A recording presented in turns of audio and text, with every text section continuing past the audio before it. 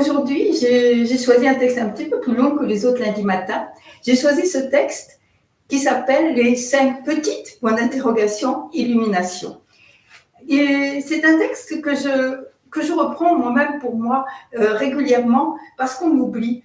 On oublie, vous savez, ces moments où comme si on se pas réveillait comme ça, où tout d'un coup le monde est plus présent, plus vibrant, je ne sais pas comment dire, avec des couleurs plus fortes. Et du coup, on revient dans son corps, on revient dans l'endroit où on est, une sorte de prise de conscience comme ça de soi-même, de l'environnement, de l'air qu'on respire, de tout.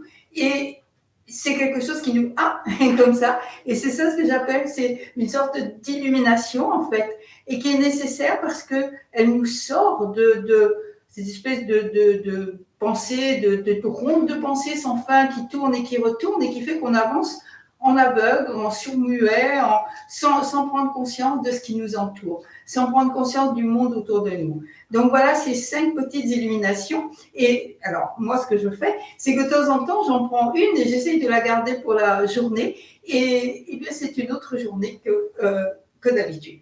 Donc, regardez. Regardez la beauté et l'espace. Regardez le ciel et les oiseaux, le visage des autres et la terre. Regardez avec vos yeux humains qui choisissent et avec vos yeux de Bouddha qui acceptent tout. Faites confiance. Confiance en votre force, confiance dans les autres et surtout confiance dans les 3 trésors. Faites-vous confiance pour savoir reconnaître ce qui nous mène vers la lumière. Soyez fragile. Acceptez cette fragilité humaine qui fait que nous dépendons sans cesse des autres comme ils dépendent de nous. Laissez naître la compassion devant cette fragilité et acceptez le fait que vous devez autant recevoir que donner. Arrêtez-vous. Prenez le temps de respirer, de marcher, de sentir, d'apprécier. Prenez le temps de laisser votre esprit singe se calmer, s'asseoir, s'endormir. À cet instant précis, rien ne manque.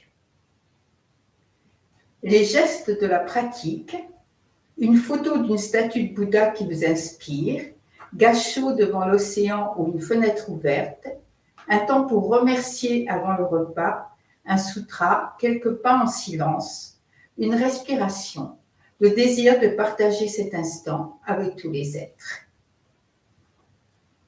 Voici quelques pratiques qui ont l'air petites et simples, mais qui en fait, je pense que lorsqu'on les pratique vraiment, nous mettent dans la joie, dans la générosité et dans le partage avec les autres et la présence des autres. Et maintenant, ça va être le moment aussi, c'est très important pour moi, de la gratitude. Exprimer notre gratitude envers le Bouddha, exprimer notre gratitude envers les maîtres, les patriarches, les matriarches, toutes celles et ceux qui nous ont permis d'avancer ensemble dans la voie du Bouddha.